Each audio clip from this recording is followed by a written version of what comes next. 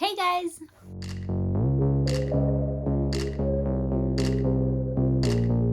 Welcome to Skully's Creations. I'm Skully and today we are talking about spring. I'm so excited. Spring is officially here. My birthday is on Saturday and it's all good things, all good things. So I'm super excited. So I was thinking, well, I'm going through my spring to-do list. Well, why don't I share that with you? So there's a few things that I like to do to get ready for the spring, get my plants ready. I guess we all do that, right? So, but the very first thing, let's see, if you haven't already, so number one, if you haven't already, go ahead and whatever plants that don't need to be so close to the window, this for me is a south facing window, so it gets really intense light. And because of that, not all of my plants like that. During the winter, obviously because it's a little less light, I move plants closer, but this broom this room is very bright, so because of that I can actually move some plants back. The next thing that I do, if I want to move any plants outside, start acclimating them first. Please remember to acclimate your plants. And I say this because if you throw it right in the sun, you're gonna get some burnt leaves. And learn from my mistake, because I actually did this. I totally forgot to acclimate it, and I was like, oh, my beautiful pothos is gonna look so cute outside, and she's gonna love it, this and that. The girl burnt, and now I'm down to like a few leaves. I mean, I have plenty of pothos, but that one specifically, I mean, she was doing so good. And anyways, you live and you learn. Acclimate your plants. If you are going to put them outside, a Taniki would be good outside. I don't want to move her though. She is growing. She's doing good. She looks cute there, and I'm not gonna touch her. She's one of my like pride and joys because she's so gorgeous. I love the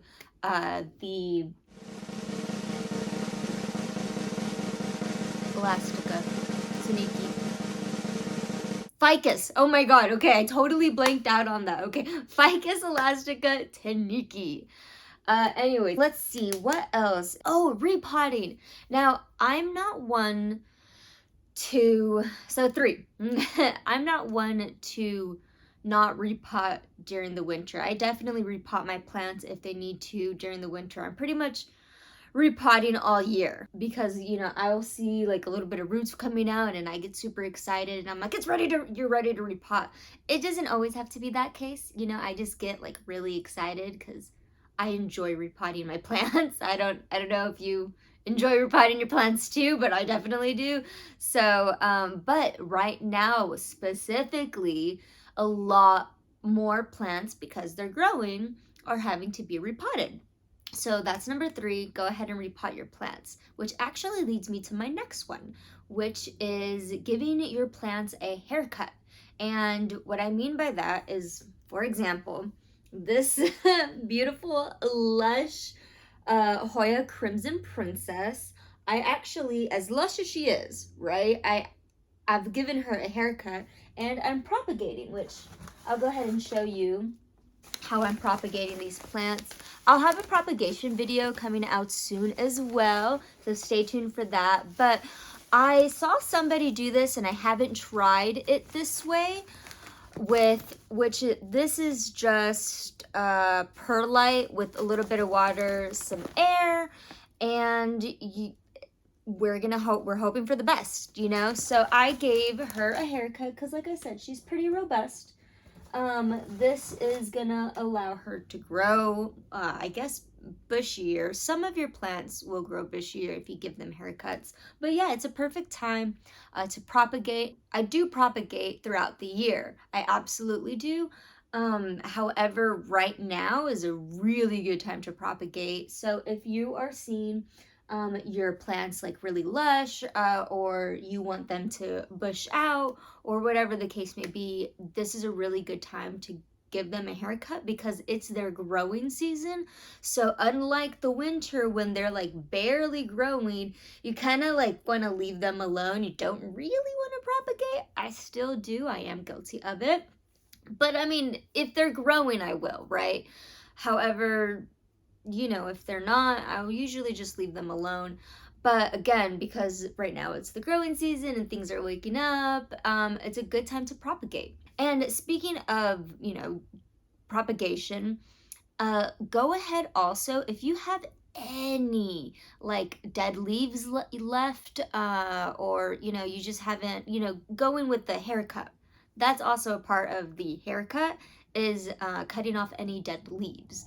You definitely do not want any dead leaves on your plants, especially since we are now getting into the warmer season. Warmer season typically means pest, and dead leaves attract pests. So to avoid that, pest prevention, go ahead and do that. Speaking of pest prevention, next point.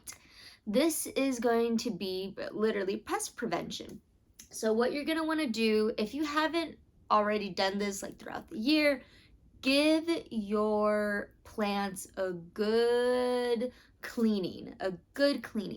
So make sure to clean their leaves. You can either clean them like in the shower, just like clean them, like wipe them down.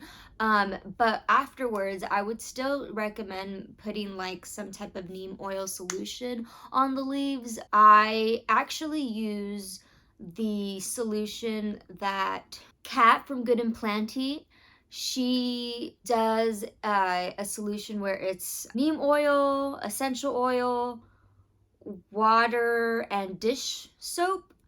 I have been using that for a year now and I absolutely love it. Thank you, Kat, by the way. It's a great solution. The neem oil kind of stinks, so the essential oil is what helps with that.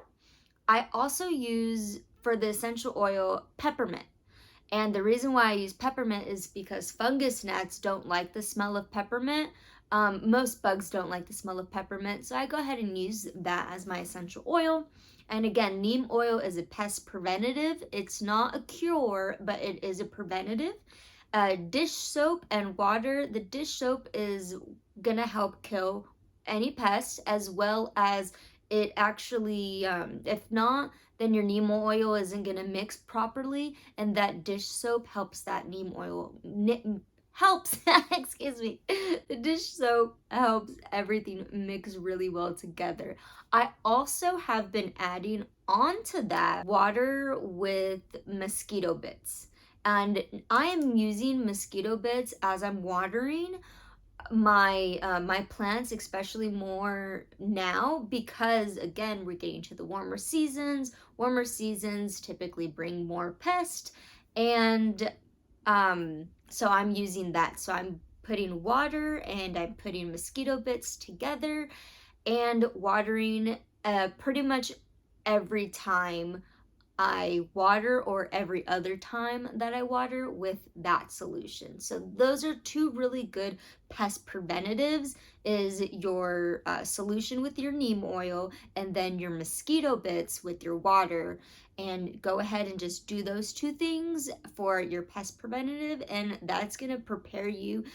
You're just going to be a little bit more ahead when it comes to that pest prevention for the spring. So yes, so that's another one. Oh, buying any more like soil and amenities. By this time, I have definitely almost run out of everything because I repot throughout the year, right? But I'm about almost done. So if you are missing any amenities or you're missing any soil, whether that's perlite, orchid bark, cacti soil, or just your normal potty mix, go ahead and stock up on that. That way you don't have to go to the store later. You're already like doing it as your today is the day that I'm gonna do my spring plant cleaning or my spring to-do list for my plants. That could be on your list as well. So that's another one.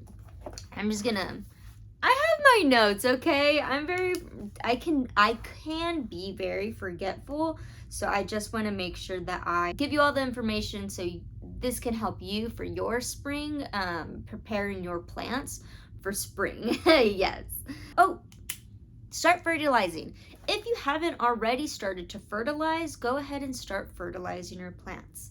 I personally use liquid dirt, and I also use aquarium water from my boyfriend's fish tank. And oh my god, aquarium water for plants is like crack.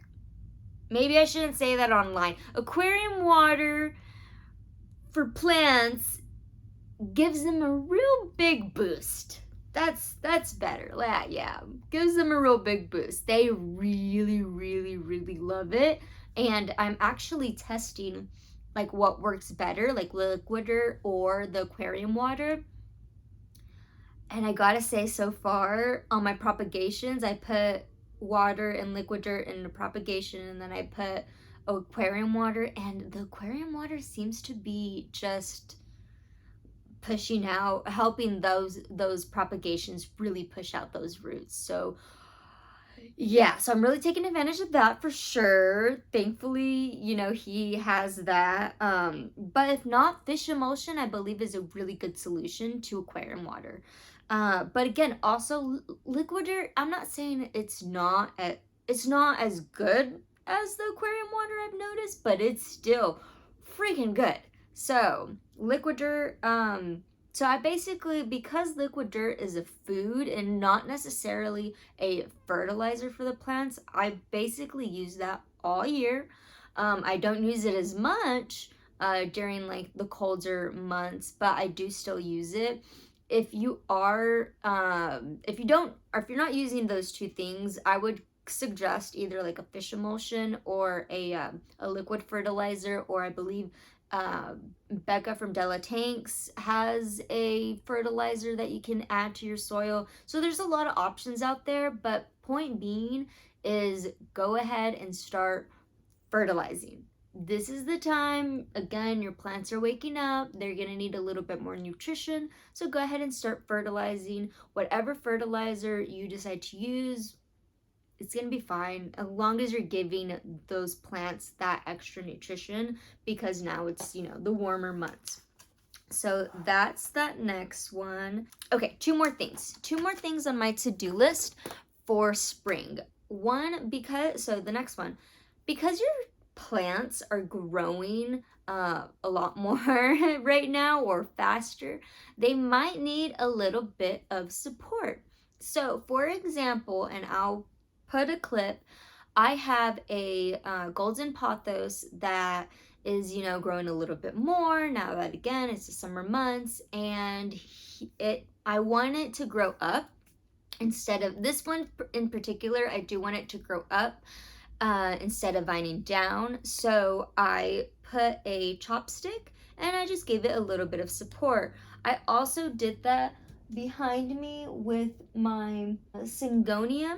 Syngonium also are ones that they prefer to grow up. They can be vining plants as well. They look great as vining plants, but they do prefer to be propped up. So now that my syngonium is growing, I propped it up. I gave it a little bit of support. Same thing with my Ficus elastica taniki. It has pushed out in the past month. It has pushed out this new leaf and has another one coming out.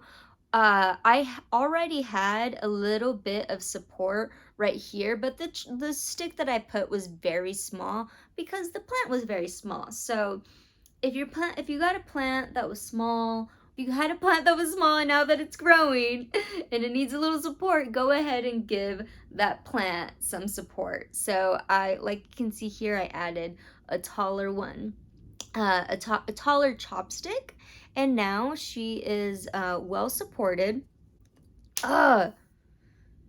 Fungus gnats. I'm telling you, they're coming. I'm using mosquito bits on everything. I have my traps out. Traps are not the most attractive things, but they get the job done as far as catching the adults.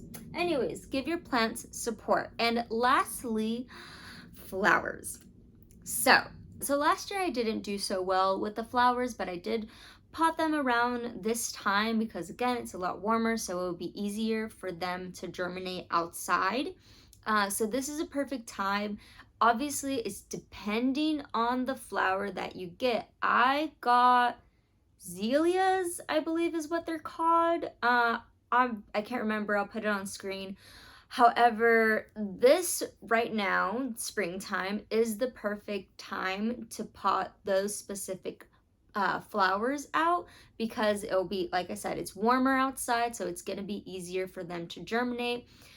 So this is a good time to pot flowers if you want to go ahead and try your hand at that. I know when it comes to plants, it's not just about indoor plants. Sometimes it can be a little bit about, gardening. I think it's all intertwined, connected. So I'm just trying my hand at that. Again, last year it didn't go so well. I didn't get any growth at all, and I think the squirrels got to them eventually is what ended up happening on that one too. But this time around, I actually barely potted the seeds. I want to say like 4 or 5 days ago, and they've already germinated, and I already see little leaves coming out. So now I'm making sure that I'm gonna keep them consistently moist, watered, and I'm just keeping an eye on them because I really, really, really want to have success. So that's my spring to-do list. Excuse me if I went through that really quickly. I didn't want this to be like a super long video.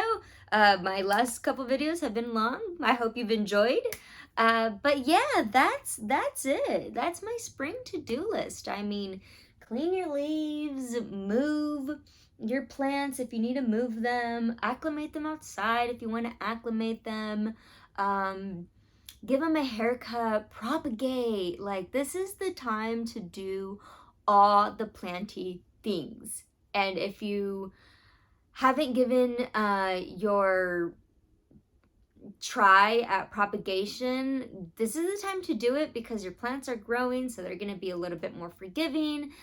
So yeah, repot your plants, make sure you're doing those pest preventatives, because that's, trust me, you're gonna want to do that.